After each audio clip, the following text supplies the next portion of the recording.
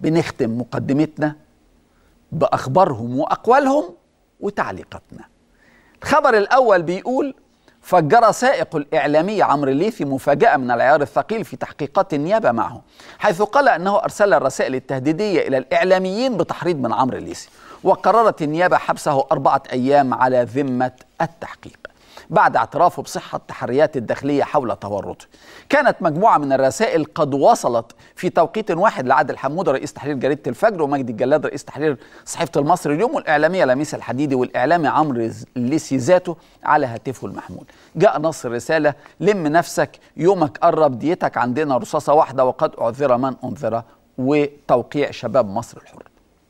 أقول تعليقي بقى: أنا لا أملك دليلا واحدا على كذب ادعاءات الداخلية ضد سائق المذيع اللامع عمرو الليثي. الحقيقة الليثي من أكبر المعارضين لكبت الحريات في مصر زمان والنهاردة، واتهام السائق بتهديد عدد من المذيعين المعروفين بموقفهم أيضا المعارض للكبت عبر رسائل مسألة مش منطقية، لأنهم جميعا في خانة واحدة مع الثورة.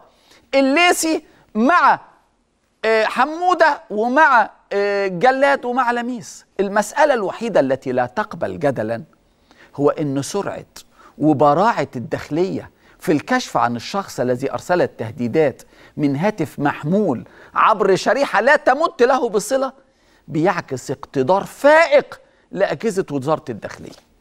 وأسأل نفسي وتسألوا معايا: طالما عندنا تلك القدرات الرائعة، لماذا لم تصل الداخلية الذكية الخبيثة حتى الآن لأدلة ضد الجناة موقعة الجمل اللي عدى عليها 320 يوم، ولا البالون، ولا مسبير، ولا شارع محمد محمود، ولا شارع مجلس الوزراء، ولا القصر العيني؟ حاجة من اتنين: يا إما إحنا ما عندناش الكفاءة وموضوع سائق الليثي ده متفبرك، أو عندنا الكفاءة وما بنستعملهاش في التحقيقات الأخرى. إن كنا نمتلكها ولا نستعملها تلك مصيبة، وإن كنا نمتلكها وده اللي أنا صدقه ونستخدمها على هوانا تحقيقات والجمل لأ، المصيبة أعظم.